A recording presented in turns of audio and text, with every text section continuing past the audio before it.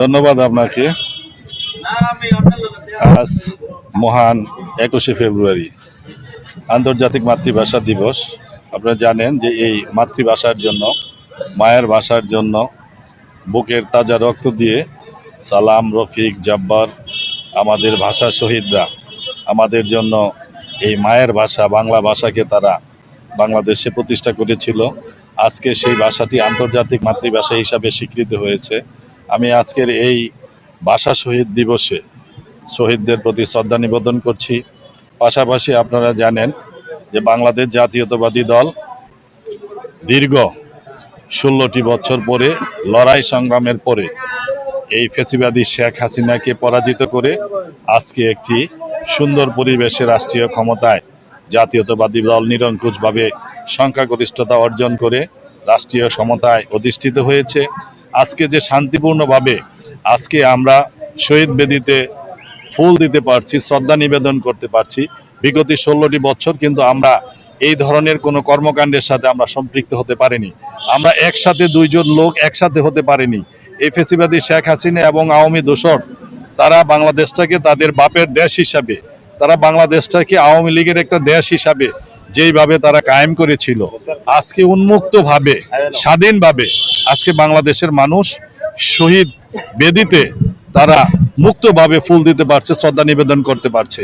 এটা হলো আমাদের আজকের সবচেয়ে বড় অবদান। আমরা বিশ্বাস করি যে 5ই আগস্টে বৈষম্যবিরোধী ছাত্র আন্দোলনের মাধ্যমে অসংখ্য ছাত্রের শহীদের বিনিময়ে, পঙ্গুত্বের বিনিময়ে আজকে যে স্বাধীন পরিবেশ আমরা পেয়েছি এবং 12ই ফেব্রুয়ারি জাতীয় সংসদ নির্বাচন হয়েছে, সেই সংসদ নির্বাচনে বিএনপি নিরঙ্কুশ বিজয় অর্জনের মাধ্যমে আজকে বিএনপি যে রাষ্ট্রীয় ক্ষমতায় আছে, তার জন্য আমরা মনে করি আমরা সাধারণ মানুষ, আমরা বিএনপির একজন কর্মী হিসাবে 16 বছর যে কাজটি আমরা করতে পারিনি, আজকে স্বাধীনভাবে মুক্তভাবে আমরা আমাদের শহীদ বেদিতে আমরা শ্রদ্ধা নিবেদন করতে পারছি। এটা হলো আমাদের এই 16 বছরের লড়াই সংগ্রামের একটি বড় ফসল।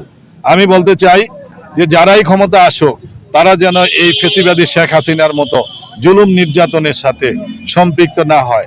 আপনারা দেখেছেন আমাদের প্রধানমন্ত্রী সাংগঠনিক অভিভাবক জনাব তারেক রহমান সাহেব, উনি ক্ষমতায় বসেই উনি ওনার নিজের জীবন এবং মন্ত্রী পরিষদ সহ সমস্ত সংসদ সদস্যকে উনি নির্দেশনা দিয়েছেন কোনো প্রকার কোনো বিলাসিতার জীবনযাপন যেন না করে দেশের জন্য, দেশের মানুষের জন্য যে প্রতিশ্রুতি বিএনপি নির্বাচনের আগে দিয়েছে সেই প্রতিশ্রুতি বাস্তবায়নের জন্য ইতিমধ্যে 180 দিনের একটি কর্মসূচি রাষ্ট্রীয়ভাবে তারা নিয়েছে। সেই 180 দিনের মধ্যে অগ্রাধিকার ভিত্তিতে নির্বাচনের যেই ওয়াদা করেছিল জাতির কাছে, যেই প্রতিশ্রুতি তারা দিয়েছিল, সেই প্রতিশ্রুতি কিন্তু বাস্তবায়নের কাজ অলরেডি হাতে নিয়েছে। আমরা মনে করি জনাব তারেক রহমান সাহেবের নেতৃত্বে আজকে বাংলাদেশের প্রধানমন্ত্রী উনি হয়েছেন। উনি আজকে আপনারা দেখছেন যে উনি রাষ্ট্রীয় প্রটোকল ছাড়া উনি রাষ্ট্রীয় কোনো গাড়ি ব্যবহার করেন না, পতাকা ব্যবহার করে না। উনি সাদামাটা জীবনে ওনার যেই গাড়ি, ওনার নিজের যে গাড়ি, সেই গাড়িটা ব্যবহার করে উনি কিন্তু প্রধানমন্ত্রীর দায়িত্ব পালন করছেন।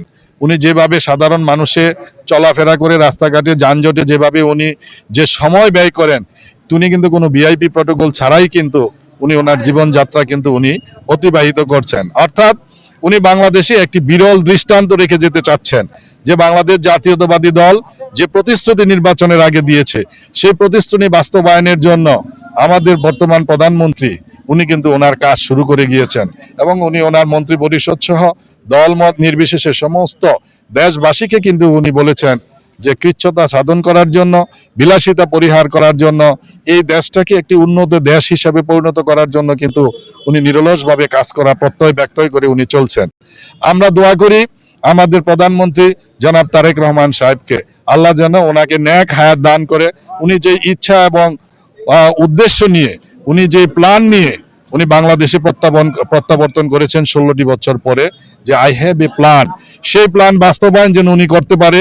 বাংলাদেশের 18 কোটি মানুষ যেন শান্তিতে বসবাস করতে পারে, তারা যেন তাদের যে হারানো মৌলিক অধিকার, সেই মৌলিক অধিকার যেন তারা ফিরে পায়। যেই উদ্দেশ্যে নিরঙ্কুশ সংখ্যাগরিষ্ঠতা বিএনপি পেয়েছে, এই দেশের জনগণ দানের শীষে ভোট দিয়ে বিএনপিকে সরকারে বসিয়েছে, সেই উদ্দেশ্য বাস্তবায়নের জন্য কিন্তু আমাদের প্রধানমন্ত্রী, আমাদের দেশনায়ক তারেক রহমান সাহেব কিন্তু অলরেডি কাজ শুরু করেছেন। আপনার মাধ্যমে আমি বলতে চাই, আজকে আমরা যে উন্মুক্ত এবং স্বাধীনভাবে শহীদ বেদিতে আমরা পুষ্পার্ঘন করতে পেরেছি, আমরা শ্রদ্ধা নিবেদন করতে পেরেছি। আমরা কিন্তু এই বিগত 16টি বছর কিন্তু এই কাজটি করতে পারি নাই। আমরা এরকম একসাথে স্বতঃস্ফূর্তভাবে জমায়েত হতে পারি নাই। আমরা শহীদ বেদিতে আমরা এই আমাদের যে শহীদদের প্রতি যে সম্মান, সেই সম্মান এবং শ্রদ্ধা কিন্তু আমরা দেখাতে পারি নাই। আজকে সেটি দীর্ঘ 16 বছরের লড়াই সংগ্রামের পরে আমরা কিন্তু উন্মুক্তভাবে আমরা শহীদ বেদিতে আমরা পুষ্পার্ঘন করতে পেরেছি, আমরা শ্রদ্ধা নিবেদন করতে পেরেছি। আমরা বিশ্বাস করি যে এই ধরনের পরিবেশ যেন বাংলাদেশে সবসময় বহাল করে, কোনো স্বৈরতন্ত্র যেন বাংলাদেশে কায়েম না হয়। বাংলাদেশে আর কোনো পেশি শক্তি, কোনো সন্ত্রাসী, কোনো মাদক ব্যবসায়ী, কোনো অনৈতিক কর্মকাণ্ডের সাথে জড়িত দুর্নীতিবাজ এই ধরনের কোনো কর্মকাণ্ড বাংলাদেশের সাধারণ মানুষ কিন্তু আর পছন্দ করে না। ইতিমধ্যেই দেশবাসী বুঝতে পেরেছে আমাদের প্রধানমন্ত্রী জনাব তারেক রহমান সাহেব উনি কি করতে চাচ্ছেন, উনি বাংলাদেশকে কোন জায়গায় নিয়ে যাবেন, এটা কিন্তু এই 2 দিনের কর্মকাণ্ডে কিন্তু বাংলাদেশের মানুষ বুঝতে পারছে। আমরা মনে করি যারা আমরা বিএনপির কর্মী আছি, আমরা আমাদের প্রধানমন্ত্রী, আমাদের বিএনপির চেয়ারম্যান জনাব তারেক রহমান সাহেবের নেতৃত্বে আমরা ঐক্যবদ্ধ আছি। ইনশাল্লাহ ওনার যে কোনো নির্দেশনা আমরা প্রত্যেকেই অক্ষরে পালন করব, এই প্রত্যয় ব্যক্ত করছি আজকের এই শহীদ দিবসে। ধন্যবাদ আপনাকে।